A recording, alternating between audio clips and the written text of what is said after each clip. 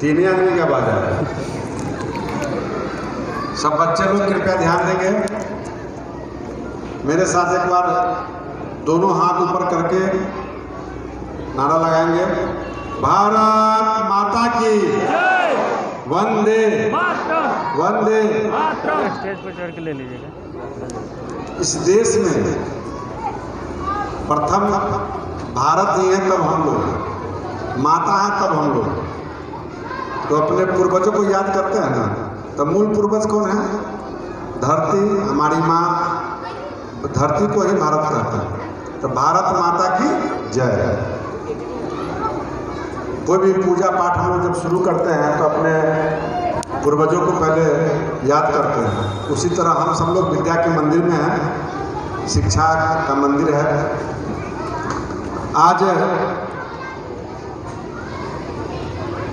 RC public school Ramchandra Prasad ji के बारे में बहुत सारे लोग यहाँ नहीं जानते होंगे, क्योंकि हम ग्रामीण तो हैं,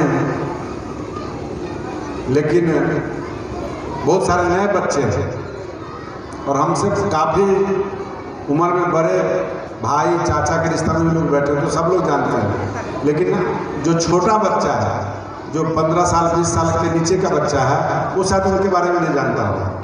तो इस हर बार इस फंक्शन में हम आते हैं और मंत्री विधायक जिला अध्यक्ष होने के नाते नहीं, परिवार के सदस्य होने के नाते हम यहाँ।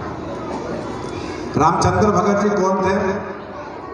रामचंद्र भगत जी विनोद जी के पिताजी थे और इस पंचायत के सरपंच थे और उस जमाने में MA पास थे। ये बहुत बड़ी बात है और हम उनको इसलिए बराबर याद करते हैं कि हमारे पिताजी मुखिया थे, वो सरपंच थे। हमारे पिताजी कम पढ़े लिखे लोग थे और जब हम बाहर पढ़ते थे, विद्याश्री में, चाहे जमालाबाद में, चाहे जिला स्कूल में, तो मेरे पिताजी हमेशा सरपंच साहब को लेके जाते थे कि सरपंच साहब चेक करो लड़का ठीक पढ़ाइए कि नहीं पढ़ाइए। तो बराबर सरपंच साहब हमसे एग्जाम लेने जाते थे, हॉस्टल में, स्कूल में पूछते रहते थे, हिंदी में, इंग्लिश में। तो हमको भी डर बना रहता था कि किसी समय हमारे पिताजी लेके चले आएंगे, पूछेंगे, तो हम भी मन लगा के पढ़ते थे। तो वो हमारे तरह से गुरु जी थे, हमारे चाचा थे और समाज के बहुत प्रबुद्ध व्यक्ति थे और बहुत ही सरल, सहज और बहुत ईमानदार। जो उनकी जोड़ी मुखिया सरपंच की थी, वैसा जोड़ी हमको लगता है किसी सोचा ब्लॉक में शायद में हुआ है ना होगा। ये बहुत बड़ी बात है। तो उस समय पंचायत भी एक था रामपुर जयपाल, उसमें मिर्जापुर पंचायत हुआ करता था, तो रामपुर जयपाल भी उसी में था। ये परिचय भाषण देने से पहले मैं जो दिया हूँ, कुछ लोगों के कान तक दिया होगा तो समझ में आएगा। तो वैसे व्यक्ति के नाम पर यह विद्यालय चल रहा है और उनके संतान विनोद जी उस चीज़ को आगे लेके चल रहे हैं। बहुत कम पुत्र होता है जो अपने पिता और दादा के नाम को, खानदान के नाम को आगे लेके चलता है। वो जब व्यक्ति को आता है तो पहले चाहता है कि कोई संस्था खुले तो हमारे पत्नी के नाम पर खुले, कोई अगर कुछ खुले तो बेटा बेटी के नाम पर खुले। अब बेटा बेटी का नाम जो होता है भगवान के दया से जन्म करते हैं, नाम जो होगा दिस डेट मुबारकबाद होगा। तो आज कोई अपने पिता या दादा या पूर्वजों के नाम पर कोई काम करता है तो धन्यवाद कर पाता है और हम सबों को अपनी सभ्यता संस्कृति के अनुसार उस चीज़ को करना चाहिए। निश्चित रूप से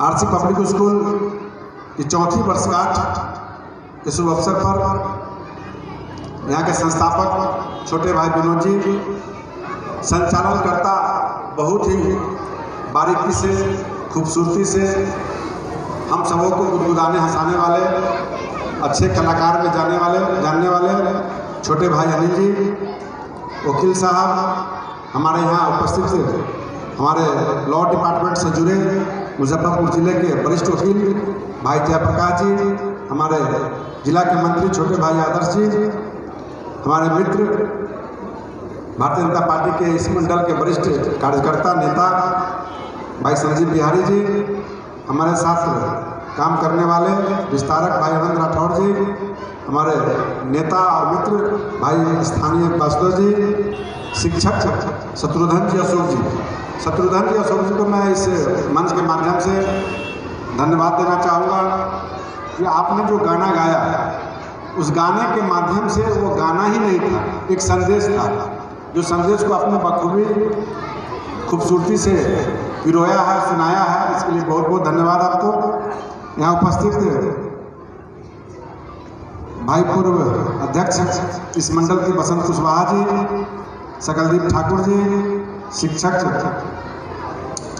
अनिल जी का नाम शायद ले लिए हैं, महेश्वर भगत जी, हमारे अभिभावक राम प्रताप भगत जी, बाबूलाल यादव जी, पांडे जी, यहाँ उपस्थित सभागार में विनोद जी, बहुत सारे लोगों को मैं पहचानता हूँ। उपस्थित सभी हमारे ग्रामीण बच्चे बच्चियाँ, शिक्षक शिक्षिका और सब महागार में उपस्थित हमारे सभी सहयोगी कर्मी, मीडिया के साथी, और हमारे जो बाजा पर बैठे हुए हैं हमारे अशोक चाचा जी, तो सोच रहे हो कि मेरा नाम नहीं बोल रहे हैं। बहुत लोग ये टेस्ट करता है कि मंत्री जी मंत्री बनने के बाद भूल जाता है, ऐसी बात बड़े गौर से लोग देखता है, सोचता है। तो मैं किसी को भूला नहीं हूँ, और मैं आपका ना कोई मंत्री हूँ ना कोई विधायक हूँ, मैं आपके परिवार का सदस्य हूँ, और मुझ में ना कोई बदलाव हुआ है ना होगा।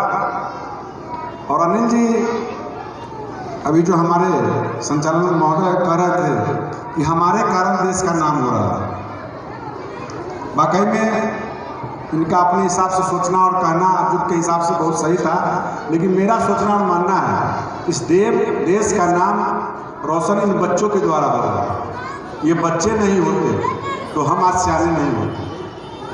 तो निश्चित रूप से इस शिक्षा के मंदिर में आज जो हमारा ये बच्चा आज अपना कला संस्कृति, अपना जो भी कला प्रदर्शन कर रहे हैं, तो यही बच्चा हर क्षेत्र में जाता है, और ये बच्चे नहीं होंगे तो हमारा देश का नाम नहीं होगा। यानी भविष्य हमारा बच्चा है, वह एक भविष्य एक माता पिता का होता है, एक परिवार का होता है, एक समाज का होता है, और पूरे देश का होता है। तो निश्चित रूप से मैं यहाँ बैठे सभी लोगों से बराबर आग्रह करता हूँ, और इन्होंने कहा कि हमेशा कुछ न कुछ सुनाते हैं, लेकिन मैं जब विद्यालय में जाता हूँ तो सिर्फ उसी पर मैं फोकस करता हूँ, और बच्चों के सामने जब होता हूँ तो उनकी ही चिंता करता हूँ। निश्चित रूप से अगर गांव में ऐसी व्यवस्था बनी है,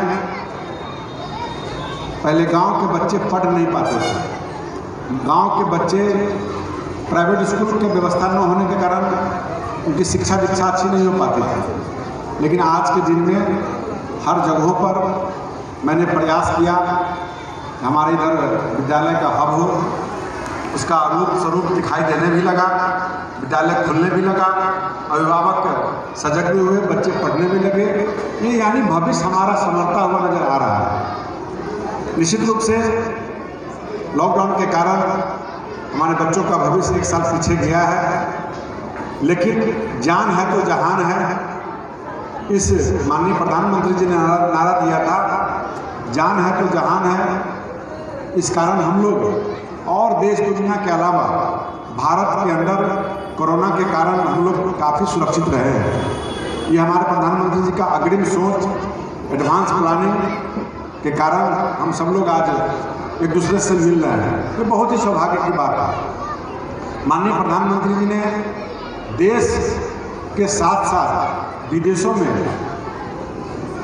चरितार्थ है कि मोदी है कि मुमकिन है, भाजपा है तो भरोसा है कि तब वो काम करते हैं। काम करने के कारण हम सब लोग आज देश दुनिया का नाम रोशन हुआ है, देश का सम्मान बढ़ा है। ये मोदी जी का देन है, और मोदी जी जैसे लोग हर वर्ग, हर समाज, हर तबका, हर क्षेत्र में काम करते हैं, विकास करते हैं। उसी तरह बिहार में नीतीश कुमार और हमारी सरकार, एनडीए की सरकार मिलकर के हर पहलू, हर क्षेत्र में काम कर रहा है। कठिनाइयाँ कहीं ना कहीं रहती है, जिसको हम सब लोग दूर करते रहते हैं। मैं कहना चाहूँगा इस विद्या के मंदिर में हम सबों को, अपने अभिभावकों से खास करके कहना चाहूँगा कि आप सजग होइए, आप सरल होइए, आप सुगम होइए, क्योंकि बच्चों को पढ़ाना मेरा प्रथम प्राथमिकता है। जिस तरह से आप अपने खेत खलिहान, मवेशी के लिए तत्पर होकर खेत खलिहान में जाते हैं और अपनी ज़मीन की आड़ी पर घूमने के बाद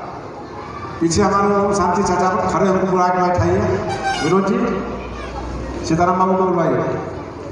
तो हम सब लोग अपने अपने ज़मीन के खेत की आड़ी पर जाते हैं और बहुत बारीकी से अपने ज़मीन को निहारते हैं और देखते हैं कि उसमें फसल बीज का अनुकरण कैसा हुआ है, कितना इसमें जनरेशन हुआ है। उसी तरह हम सभी लोगों को अपना कीमती समय निकाल करके, जो पढ़े लिखे परिवार है, जो शहर के खातिब हो गए हैं, वो भी आज इस चीज़ को भूल रहे हैं। पहले के गार्जियन, जैसे उदाहरण दिया हमने कि हमारे पिताजी शिक्षित कम थे, लेकिन उनको चिंता होती थी कि मेरा बेटा पढ़ रहा है कि नहीं पढ़ रहा है, और पढ़ाई ही बहुत जरूरी नहीं है, साथ साथ वो गलत दिशा में नहीं तो जा रहा है, कहाँ क्या गलत काम कर रहा है। तो आज के दिन में गार्जियनशिप समाप्त हो गया है। कारण क्या है कि जो भी आज नए जनरेशन के लोग आ रहे हैं, वो तुरंत अपने परिवार के साथ अलग रहना चाहते हैं, ज्वाइंट फैमिली में नहीं रहना चाहते हैं।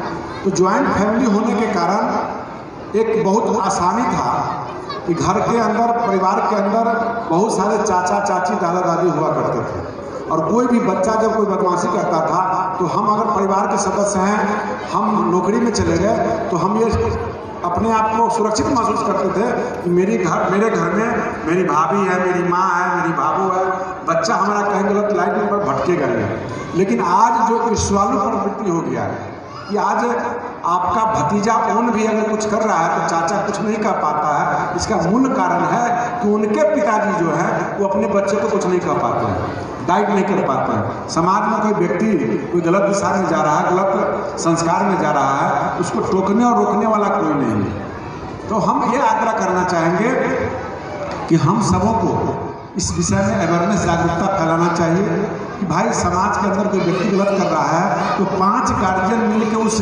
बच्चे के बाप को, माँ को और बच्चे को जब कहेंगे, कोई एक व्यक्ति कहने जाएगा तो हो सकता है उसे झगड़ा कर लेगा, लेकिन 5-10 आदमी जब मिलकर कहेंगे तो उस गार्जियन को प्रभाव पड़ेगा और कहेगा कि नहीं, ये पाँचों तो एक साथ झूठ नहीं बोल सकता है। लेकिन किसी भी गार्जियन, बच्चे के गार्जियन को आप कहने जाइएगा कि आपका बेटा को हम देखे हैं कि गलत काम कर रहा था, गलत लोगों के साथ घूम रहा था, तो उसको एक बार गुस्सा आएगा, कहेगा कि यही काबिल बनता और हमको कहने आता है। लेकिन 5 आदमी विचार करके चाहिएगा कि विनोद जी का लड़का अगर गलत है तो समझाएंगे तो हो सकता है विनोद जी मान जाएंगे। तो हमारा कहना है कि सामाजिक जो वातावरण है, सामाजिक जो परिवेश है, उस परिवेश को हमको चेंज करना चाहिए, क्योंकि हम लोग बहुत इस फास्ट युग में मोबाइल के कारण, इस सोशल मीडिया के कारण हमारा काम आसान हुआ है, लेकिन बहुत चीज़ हमारा परिवार के अंदर बहुत कुरीतियाँ, बहुत कमी, बहुत खराब चीज़ मोबाइल के अंदर आज जो 10 साल से लेकर के और 15-20 साल का जो लड़का है, या आप तो कहिए 5 साल का बच्चा जो है,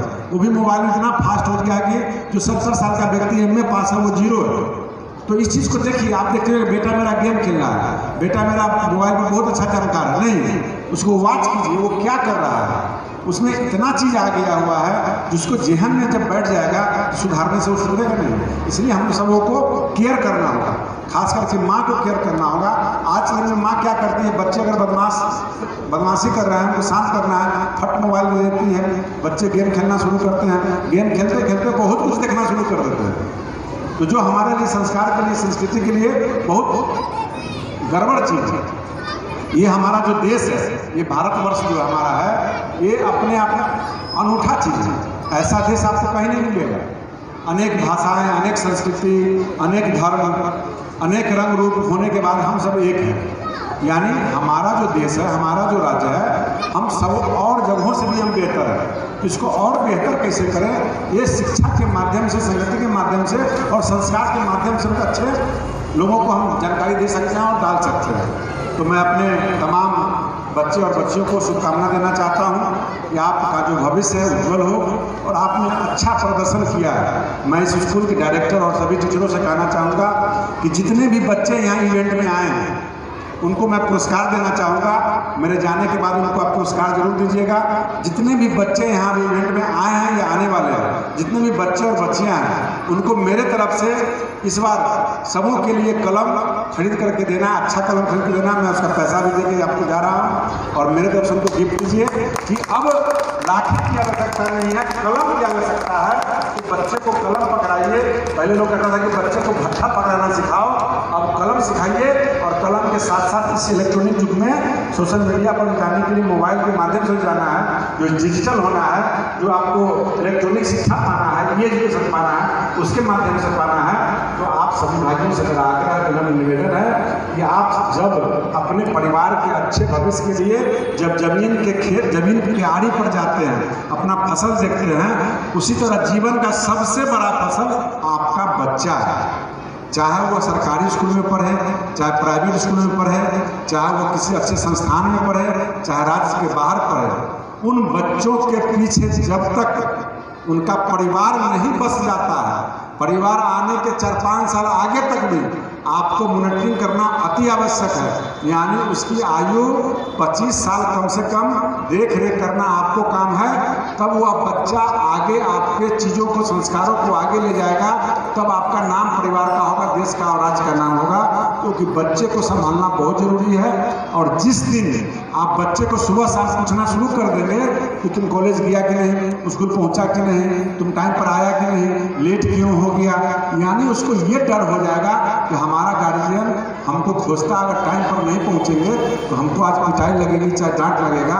और उसको आप छोड़ देते हैं तो वो शहर में घूमने लगता है, कहीं भी जाता है, उस डर के मारे उसको नहीं पूछते हैं, तो आपका परिवार का बच्चा भटक जाएगा और परिवार का संस्कार, परिवार का नाम, समाज का नाम सब जुबाने का काम करेगा। इसलिए समाज के अंदर कोई गलत काम करता है, गलत कोई नशा करता है, गलत नशा का व्यापार करता है, तो हम सब लोग मिलकर उसका विरोध करें। आज के दिन में कोई एक व्यक्ति विरोध करने जाएगा तो उसको मारेगा, लेकिन सब लोग मिलकर विरोध करेंगे तो निश्चित रूप से वो चीज़ बंद हो जाएगा। आप नौकर नहीं हैं, आप मालिक हैं। आप हमेशा समझते हैं कि सरकार मालिक है, हमारा कर्मचारी पदाधिकारी मालिक है, नहीं, वो सेवक है, आप मालिक हैं। ये सारा प्रॉपर्टी आपका है। आपको देखना कि समाज के अंदर में क्या कुरीतियाँ हैं, क्या कमियाँ हैं, जिसको हम सुधार कर सकें। पहले ये सामाजिक स्तर पर बात होती थी, सामाजिक बातें हुआ करती थी, आज के दिन में समाप्त हो गया है और लोग अपने अपने ही व्यक्ति अपने अपने लाभ के बारे में सोचते हैं। तो अगर हम सोचेंगे तो कहावत है कि हम सुधरेंगे तो जमाना सुधरेगा। तो पहले किसी को सुधारने से पहले हमको सुधरना पड़ेगा और अपने आप को जब हम परिवार को सुधार लेंगे तो दाएं वाले पड़ोसी को भी सुधारेंगे और बाएं वाले पड़ोसी को भी सुधारेंगे। तब हम 3 लोग मिलकर के गाँव में किसी दूसरे के पास चलेंगे तो वो बात का प्रभाव पड़ेगा। तो मेरे भाइयों बहनों, मैं आप सबों को इस वार्षिक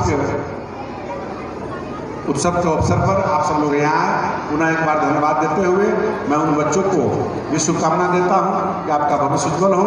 और इस स्कूल के डायरेक्टर, मालिक, मालकिन सभी को मैं शुभकामना देता हूँ। और खास करके शिक्षकों को, शिक्षिका को, ये आपने अच्छे से बच्चों को पढ़ाया, आपने अच्छे से बच्चों को डांस सिखाया।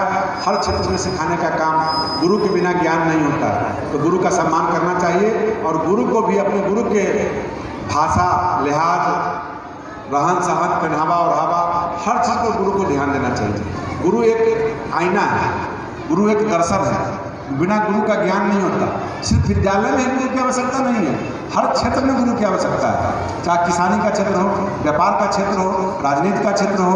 यानी बिना गुरु का ज्ञान, गुरु मानना पड़ेगा कि अगर जिस धर्म में हम गए हैं, इस धर्म के हमारे गुरु ये हैं, मानते हैं। उसी तरह हमारे परिवार में गुरु कौन है, हमारे परिवार में, समाज में गुरु कौन हो सकता है। यानी एक व्यक्ति को आप उससे अगर अच्छे को चुनते हैं, उसकी बात का अनुकरण करते हैं, तो अच्छे दिशा में आप जाइएगा, आपका परिवार उज्जवल होगा, भविष्य उज्जवल होगा। और ख़ास करके अब बात समाप्त करने से पहले कि हम सब लोग यहाँ उपस्थित हुए हैं, बहुत अच्छी बात है। अब कोरोना समाप्त होने की ओर जा रहा है, लेकिन समाप्त हुआ नहीं है। समाप्त होने की ओर इसलिए बोलते हैं, उसका वैक्सीन माननीय प्रधानमंत्री जी ने 2 वैक्सीन निकाला है। और देश दुनिया के अंदर सबसे सस्ती दवा और सबसे पहले निकालने वाला कौन देश है? तो भारत है। और दवा आने के बाद हम लोग देख रहे हैं कि लोग एकदम रिलैक्स मूड में हैं। दवाई भी आया है, तो दवाई के साथ साथ कड़ाई भी जरूरी है। अगर आप पालन करना छोड़ देंगे तो अभी जो वैक्सीन जो आया वो डॉक्टरों के लिए आया है। डॉक्टर के बाद फ्रंट लाइन के लोग, स्वच्छता कर्मी, नर्सेज वगैरह जो भी हमारे हैं, उनके साथ पुलिस है, वॉलंटियर हैं, फ्रंट लाइन के लोग हैं, उनको मिलेगा। उसके बाद 50 साल से ऊपर वाले लोगों को मिलेगा। यानी हम सबों को अभी कोरोना से भयभीत होना है, दवा लेना है, कड़ाई करना है और 2 गज की दूरी बनाए रखना है, मास्क लगाना है, क्योंकि यह बीमारी अभी समाप्त नहीं हुआ है। इसका एक सहज दवा जो होता है उसका ट्रायल चल रहा है। उस ट्रायल के माध्यम से इस पर हम कंट्रोल पाएंगे, लेकिन समाप्त नहीं कर पाएंगे, काफ़ी समय लगेगा। हम एक आग्रह करके जा रहे हैं मंच के माध्यम से सरकार के मंत्री होने के नाते कि कोरोना का डर अभी आप सबों में रहना चाहिए। दवा हम लिए हैं, घर में स्वच्छता जरूरी है, मास्क लगाना जरूरी है, 2 गज की दूरी जरूरी है। इन सब बातों को आप ध्यान रखेंगे। बहुत बहुत धन्यवाद, नमस्कार। ये कार्यक्रम और भी आगे हमको देखने का मन था कि मुझे पटना जाना है और विनोद जी आए, बोले कि मैं बिल्कुल